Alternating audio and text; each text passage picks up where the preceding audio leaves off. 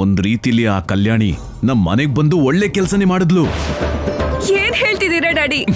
ಇಷ್ಟು ವರ್ಷ ಕಲ್ಯಾಣಿ ಯಾರು ಅಂತ ಪ್ರಪಂಚ ಪೂರ್ತಿ ನಾವು ಹುಡುಕಿದ್ದಾಯ್ತು. ಈಗ ಅವಶ್ಯಕತೆ ಇಲ್ಲ. ಆ ಕಲ್ಯಾಣಿ ನಮ್ಮ ಮನೆಗೆ ಬಂದಿದ್ದಾಳೆ. ಕಲ್ಯಾಣಿ ಯಾರು ಅಂತ ಗೊತ್ತಿಲ್ಲದೆ ಸಾಯಿಸೋದಕ್ಕಿಂತ ಕಲ್ಯಾಣಿ ಯಾರು ಅಂತ ಗೊತ್ತಿದ್ದು ಸಾಯಿಸೋದು ಈಸಿ ಅಲ್ವಾ? ಹೌದು ಮಯೂರಿ, ಆ ಕಲ್ಯಾಣಿ ಬಂದಿರೋದು ಇಲ್ಲಿ ಜೀವನ ಹುಡ್ಕೊಂಡಲ್ಲ, ಸಾವನ್ನ ಹುಡ್ಕೊಂಡು. ನೀನೇನು ಯೋಚನೆ ಮಾಡಬೇಡ, ಸರಿಯಾದ ಟೈಮ್ ನೋಡಿ ಆ ಕಲ್ಯಾಣಿನ ಮುಗಿಸ್ಬಿಡೋಣ. ಇಷ್ಟು ವರ್ಷ ಎಲ್ಲಿದ್ದಾಳೆ ಹೇಗಿದ್ದಾಳೆ ಅಂತ ಆಸೆಯಿಂದ ಬದುಕ್ತಾ ಇದ್ರು. ಆದ್ರೆ ಕಲ್ಯಾಣಿ ಸತ್ತೋಗ್ಬಿಟ್ರೆ ಅವರು ಆಸೆ ಪಡೋದಕ್ಕೆ ಯಾವ ದಾರಿನೂ ಉಳ್ದಿರಲ್ಲ. ಕಲ್ಯಾಣಿ ಸತ್ರೆ ಆ ಮರುಕ್ಷಣನೇ ನಿನ್ನೆ ವಾರಸುದಾರಳನ್ನಾಗಿ ಮಾಡಬೇಕು, ಪ್ರಪಂಚಕ್ಕೆ ಗೊತ್ತಾಗೋ ರೀತಿ ಮಾಡಬೇಕು. ಆಗ ಪೃಥ್ವಿ ಕೂಡ ನಿನ್ ಸ್ವಂತ ಆಗ್ತಾನೆ. ಹೌದು ಮಯೂರಿ, ನಿನ್ ಡ್ಯಾಡಿ ಹೇಳ್ತಾ ಇರೋದು 100% ಕರೆಕ್ಟ್. ಅಲ್ಲಿವರೆಗೂ ನೀನ್ ಸ್ವಲ್ಪ ನಾರ್ಮಲ್ ಆಗಿರಮ್ಮ.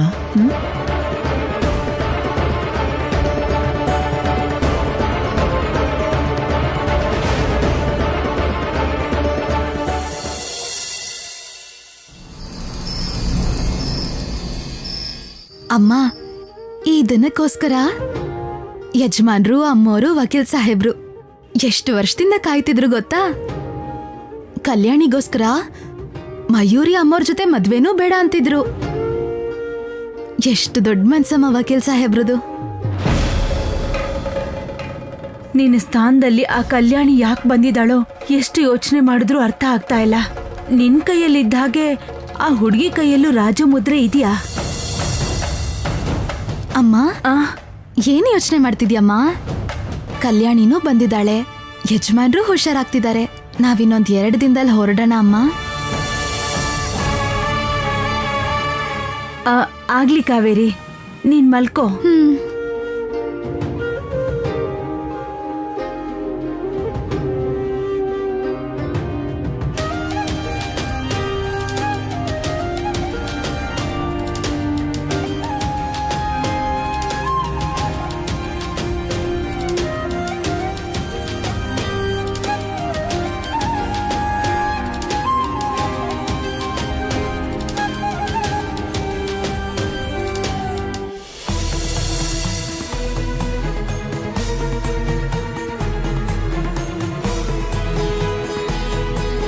ಅಮ್ಮ, ಅವತ್ತು ಕಣಿಯಮ್ಮ ಹೇಳಿದ ಮಾತ್ ನೆನ್ಪಿದ್ಯಾ? ಅಪ್ಪ ಬದುಕಿದ್ದಾರೆ ಅಂತ ಹೇಳಿದ್ರು. ಕಣಿಯಮ್ಮ ಹೇಳಿದ ಹಾಗೆ ಕಲ್ಯಾಣಿ ಕೂಡ ಬಂದ್ಲು. ಅಂದ್ರೆ ನಮ್ಮಪ್ಪ ಕೂಡ ವಾಪಸ್ ಬರ್ತಾರಲ್ವಮ್ಮ? ನಿನಗೆ ನಿಮ್ಮಪ್ಪನ ಅವಶ್ಯಕತೆ ಇದೆ, ನನಗ್ ಮಾತ್ರ ನೀನೊಬ್ಳಿದ್ರೆ ಸಾಕು. ಬರ್ತಾರಮ್ಮ, ನಾನೇ ಕರ್ಕೊಂಡ್ ಬರ್ತೀನಿ. ಮಲ್ಕೋಮ್ಮ.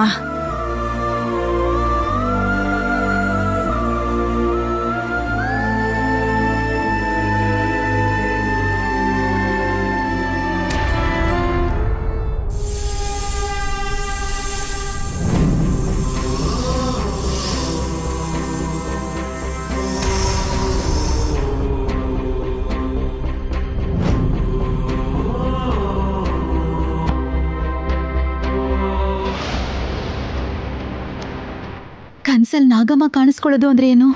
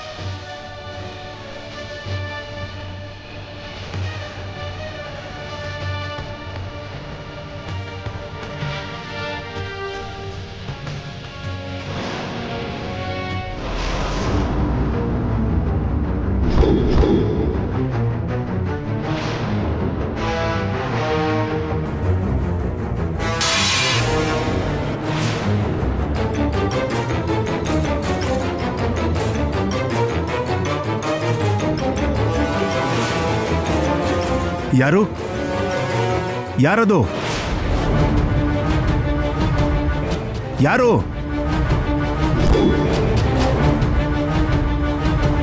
ಯಾರದು?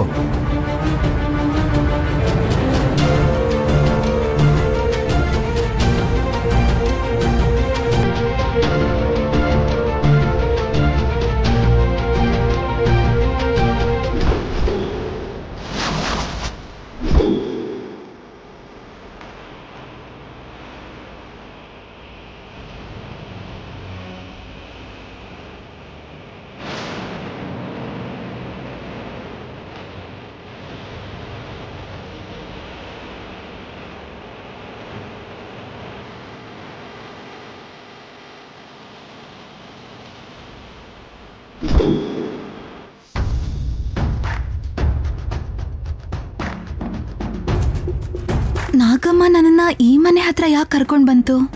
ಆ ಕೋಣೆಲ್ ಏನಿದೆ? ಅಪ್ಪನ್ ಬಗ್ಗೆ ಯೋಚನೆ ಮಾಡ್ತಾ ಮಲ್ಕೊಂಡ್ರೆ ನಾಗದೇವತೆ ಕಾಣಿಸ್ಕೊಂಡ್ರು. ಅಷ್ಟಕ್ಕೂ ಏನ್ ನಡೀತಿದೆ?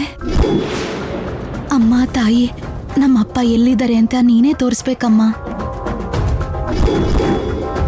ನಮ್ಮಮ್ಮನ್ಗೆ ಅಪ್ಪನ್ ಕರ್ಕೊಂಡ್ ಬರ್ತೀನಿ ಅಂತ ಮಾತ್ ಕೊಟ್ಟಿದೀನಿ. ಆ ಮಾತ್ನ ಪೂರೈಸೋದು ನಿನ್ನಿಂದಾನೇ ಆಗತ್ತಮ್ಮ. ಈ ಮಾತ್ನ ಇಲ್ಲಲ್ಲ, ನಾಳೆ ದೇವಸ್ಥಾನಕ್ ಬಂದು ಮಂಡಿ ಊರಿ ಬಂದು ನಿನ್ ಹತ್ರ ಬೇಡ್ಕೋತೀನಿ.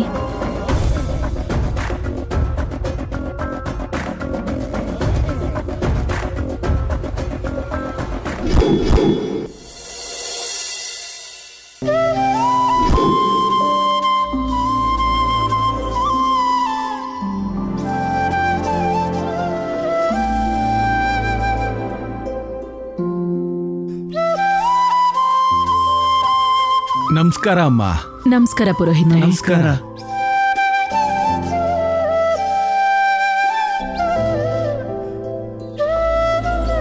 ಅಮ್ಮ, ಏನಾಯ್ತಮ್ಮ? ಹೀಗಿದ್ಯಾ? ಹುಷಾರಾಗಿದ್ಯಾ ತಾನೇ? ಆ ದೇವ್ರು ನಿನಗ್ ತುಂಬಾ ಅನ್ಯಾಯ ಮಾಡ್ತಿದ್ದಾನಮ್ಮ. ದೇವ್ರ ಮುಂದೆ ಹೋಗೋದಕ್ಕೆ ನನ್ ಮನ್ಸ್ ಒಪ್ತಾ ಇಲ್ಲ. ಅಸಲಿ ಕಲ್ಯಾಣಿ ನನ್ ಜೊತೆ ಇದ್ದು ನಕಲಿ ಕಲ್ಯಾಣಿ ಅಲ್ಲಿಗೆ ಹೋಗ್ತಾ ಇದ್ರೆ ಬಾಯಿ ತೆಗಿದೆ ನಿಸ್ಸಹಾಯಕ ಸ್ಥಿತಿಲಿದ್ದೀನಮ್ಮ ನಾನು. ಅಮ್ಮ ಹೇಳಮ್ಮ, ಏನಾಯ್ತು? ಏನೂ ಇಲ್ಲಮ್ಮ. ಎಷ್ಟೋ ವರ್ಷಗಳಾದ್ಮೇಲೆ ಕಲ್ಯಾಣಿ ಬಂದಿದ್ದಾಳಮ್ಮ. ಸಂತೋಷನೇ ಅಲ್ವಾ? ಸಂತೋಷವಾಗಿರು.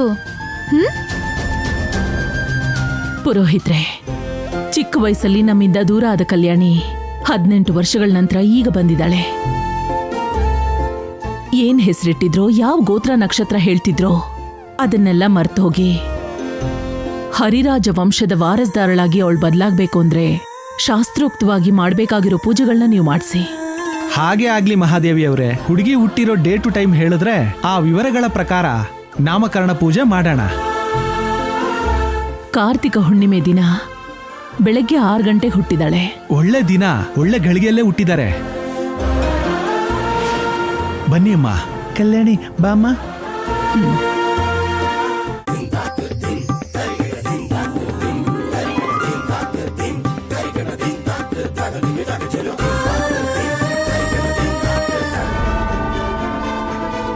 ಅಮ್ಮ ಯೋಚನೆ ಮಾಡ್ತಿರೋದು ಅಪ್ಪನ ಬಗ್ಗೆನೇ ಆಗಿರತ್ತಾ?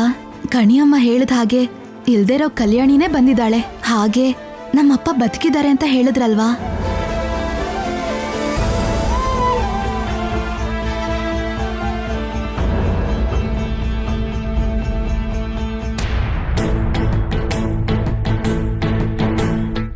ಯಾಕಮ್ಮ ಇಲ್ಲೇ ನಿಂತ್ಬಿಟ್ಟೆ? ಅಮ್ಮ, ನನ್ಗೊಂದ್ ಚಿಕ್ಕ ಹರಕೆ ಇದೆ. ಅಲ್ಲಿ ಕಲ್ಯಾಣಿ ಪೂಜೆ ನಡೆಯೋಷ್ಟ್ರಲ್ಲಿ ನನ್ನ ಹರಕೆ ತೀರಿಸ್ಕೊಂಡ್ ಬಂದ್ಬಿಡ್ತೀನಿ. ಕಾವೇರಿ, ಯಾಕಮ್ಮ ಇಲ್ಲೇ ನಿಂತ್ಕೊಂಡ್ಬಿಟ್ಟೆ? ಬಾ, ನನ್ ಜೊತೆ ಬಾ.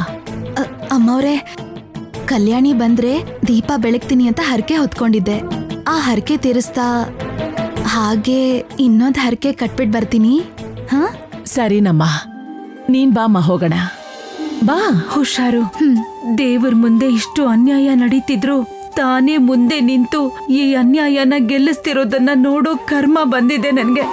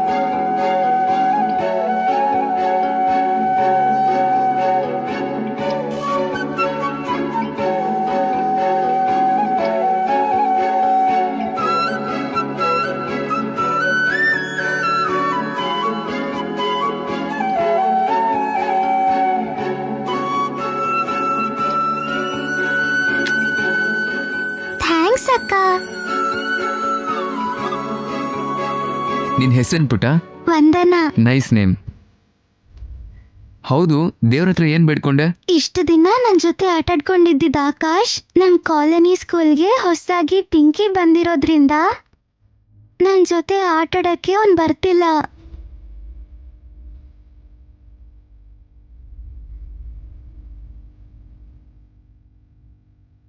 ಚಿಕ್ಕ ಮಕ್ಳಲ್ವ ಪುಟ್ಟಿ, ಅವ್ರಿಗೆ ನಿನ್ನ ನೋವು ಅರ್ಥ ಆಗದೆ ಹಾಗೆ ಮಾಡಿರ್ತಾರೆ. ಆದ್ರೆ ಅವ್ರಿಗೋಸ್ಕರ ನೀನ್ ದೇವಸ್ಥಾನಕ್ಕೆ ಬಂದು ಕೇಳ್ಕೊತಾ ಇದೀಯ ಅಂತ ಗೊತ್ತಾದ್ರೆ ಅವರೇ ಬಂದು ನಿನ್ ಜೊತೆ ಆಟಾಡ್ತಾರೆ. ನನ್ನ ಜೊತೆ ಆಟಾಡಕ್ ಬಂದಿಲ್ಲ ಅಂದ್ರೂ ಪರವಾಗಿಲ್ಲ ಅಕ್ಕ, ನನ್ನನ್ನು ಅವಾಯ್ಡ್ ಮಾಡದೇ ಇದ್ರೆ ಸಾಕು.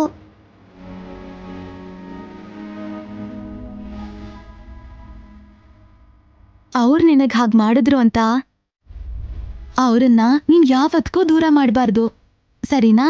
ಆಯ್ತು ಅಕ್ಕ.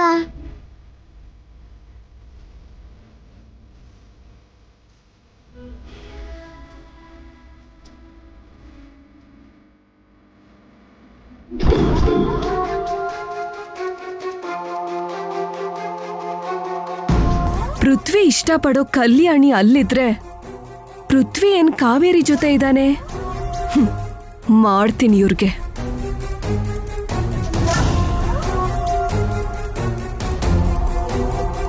ಪೃಥ್ವಿ, ಏನ್ ಮಯೂರಿ? ಅಮ್ಮಮ್ಮ ಕರೀತಾ ಇದ್ದಾರೆ, ನೀನೇನ್ ಮಾಡ್ತಿದ್ಯಾ ಇಲ್ಲಿ? ಬರ್ತಾ ಇದೀನಿ ಮಯೂರಿ. ಕಾವೇರಿ ಬಾ ಹೋಗೋಣ. ನೀವ್ ಹೋಗಿರಿ ವಕೀಲ್ ಸಾಹೇಬ್ರೆ, ನಾನ್ ಬರ್ತೀನಿ. ನಾವೆಲ್ಲರೂ ಅಲ್ಲಿರ್ಬೇಕಾದ್ರೆ ನೀನೊಬ್ಳೆ ಏನ್ ಮಾಡ್ತೀಯ ಅಲ್ಲಿ? ಬಾ ಹೋಗೋಣ. ನನಗೆ ಒಂದ್ ಹರಕೆ ಇದೆ, ನೀವ್ ಹೊರಡಿ ವಕೀಲ್ ಸಾಹೇಬ್ರೆ, ನಾನ್ ಬರ್ತೀನಿ. ಬೇಗ ಬಾ. ಪೃಥ್ವಿ ನಡಿ.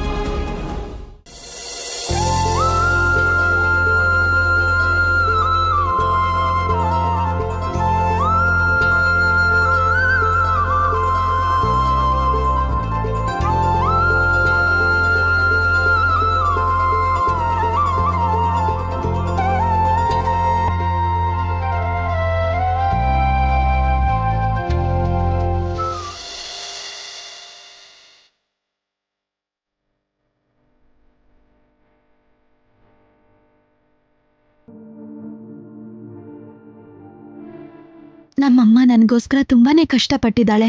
ಸೀತಾ ಮಾತೆ ತರ ಕಾಡಿಗೆ ಹೋಗದೆ ಇದ್ರು ಸೀತೆ ಅನುಭವಿಸಿರೋ ಎಲ್ಲಾ ಕಷ್ಟಗಳನ್ನೂ ಅನುಭವಿಸಿದಾಳೆ. ಅಮ್ಮ ಲಾಲನೆ, ಅಪ್ಪ ಪೋಷಣೆ, ಆದ್ರೆ ಎಲ್ಲ ಅಮ್ಮನೇ ನೋಡ್ಕೊಂಡಿದ್ದಾಳೆ. ಈಗ್ಲಾದ್ರೂ ಅಪ್ಪ ಜೊತೆಗಿದ್ರೆ ಅಮ್ಮನ ಜವಾಬ್ದಾರಿನ ಅಪ್ಪ ಕೂಡ ಹಂಚ್ಕೋಬಹುದು. ಅದಕ್ಕೆ ನಮ್ಮಪ್ಪ ಎಲ್ಲೇ ಇದ್ರು ಆದಷ್ಟು ಬೇಗ ನನ್ನ ಹತ್ರ ಬರ್ಬೇಕು ತಾಯಿ. ನಮ್ಮ ಅಪ್ಪನ ಬಗ್ಗೆ ಏನಾದ್ರೂ ಗೊತ್ತಾದ್ರೆ ನಾನೇ ಹೋಗಿ ಕರ್ಕೊಂಡ್ ಬರ್ತೀನಿ.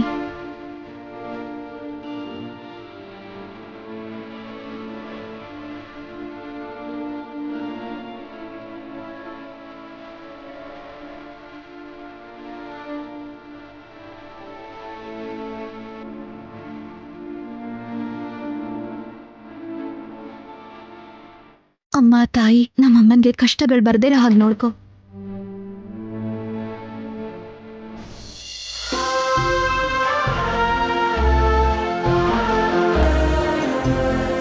ನನ್ನ ಮಗಳು ಕಾವೇರಿಗೆ ಸಿಗ್ಬೇಕಾಗಿರೋ ಗೌರವ ಬೇರೆ ಯಾರಿಗೋ ಸಿಗ್ತಾ ಇದೆ. ಇದೆಲ್ಲ ಯಾಕೆ ಮಾಡ್ತಿದ್ದನೋ ಆ ಭಗವಂತನಿಗೆ ಗೊತ್ತು.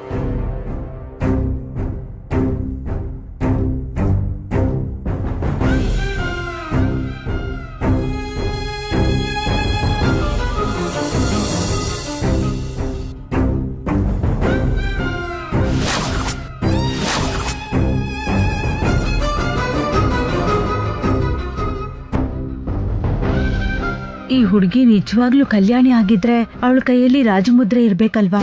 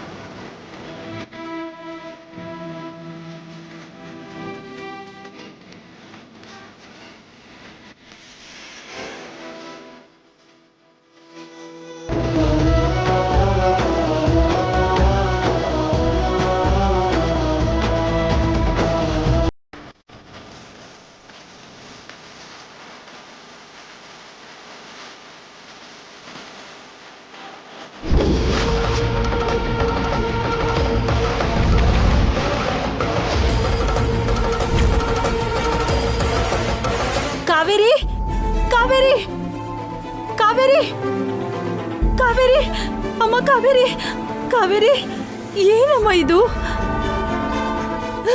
ನೀನ್ ಈ ತರ ಮೆಟ್ಲು ಹತ್ತೋದಂದ್ರೆ ಏನಮ್ಮ? ಈ ಹರಕೆ ಏನು ಅಂತ ಹೇಳಿದ್ರೆ ನಾನೇ ಮಾಡ್ತಿದ್ನಲ್ಲ. ಅಮ್ಮ, ಯಾರು ಹರಕೆ ಹೊತ್ತಿದಾರೋ ಅವರೇ ತೀರಿಸ್ಬೇಕು. ಆದ್ರೆ ನಾನೇನ್ ಕಷ್ಟ ಪಡ್ತಿಲ್ಲ, ಇಷ್ಟಪಟ್ಟೆ ಮಾಡ್ತಿದ್ದೀನಿ.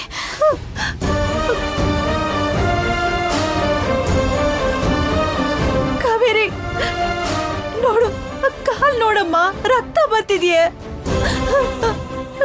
ನಿನ್ನ ಹೀಗೆ ನೋಡಕ್ ಆಗ್ತಿಲ್ಲ ಅಮ್ಮ.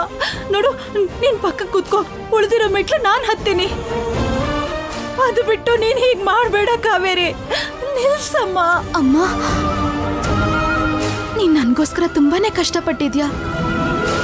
ನನ್ಗೋಸ್ಕರ ನಿನ್ನ ಆಸೆಗಳನ್ನ ತ್ಯಾಗ ಮಾಡಿದ್ಯಾ, ಕರ್ತವ್ಯ ಜವಾಬ್ದಾರಿನ ಹೊತ್ತಿದ್ಯಾ. ಜೀವನ ಪೂರ್ತಿ ನೀನ್ ಹೀಗೆ ಬದುಕ್ತಿದ್ರೆ ಹಿಂದೆ ತಿರುಗಿ ನೋಡಿದಾಗ ಒಂದ್ ಸ್ವಲ್ಪ ಸಂತೋಷನೂ ಉಳ್ದಿರಲ್ಲ. ಅಯ್ಯೋ ಹುಚ್ಚು ಹುಡುಗಿ, ನಾನ್ ಸಂತೋಷವಾಗಿಲ್ಲ ಅಂತ ಯಾರು ಹೇಳಿದ್ರು? ಸಂತೋಷ ಕಳ್ಕೊಂಡಿದ್ದೀನಿ ಅಂತ ಯಾರು ಹೇಳಿದ್ದು? ನಿನ್ನ ನೋಡಿದ ಪ್ರತಿ ಕ್ಷಣ ನನ್ನ ಮುಖದಲ್ಲಿ ಎಷ್ಟು ಆನಂದ ಇರುತ್ತೆ, ನೀನ್ ನೋಡಿಲ್ವಾ? ಅಯ್ಯೋ, ನನ್ನ ಆನಂದ ಏನು ಅಂತ ನಿನಗೆ ಗೊತ್ತಿಲ್ವಾ? ಅದು ನೀನೇನಮ್ಮ. ನಿನ್ನನ್ ಬಿಟ್ಟು ನನಗೆ ಯಾವ ಪ್ರಪಂಚನೂ ಇಲ್ಲ. ನನಗೆ ನೀನಿದ್ರೆ ಸಾಕು, ನನಗೆ ನೀನು ಬೇಡ. ನನಗ್ ಬೇಕಮ್ಮ, ನನ್ಗೆ ನಮ್ಮಪ್ಪ ಬೇಕು.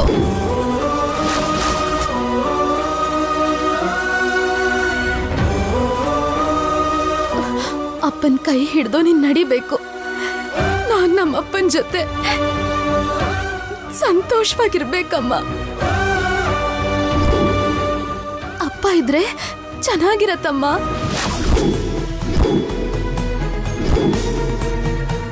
ಅಪ್ಪ ಬರ್ಬೇಕು. ಅಪ್ಪ ಬರ್ತಾರೆ.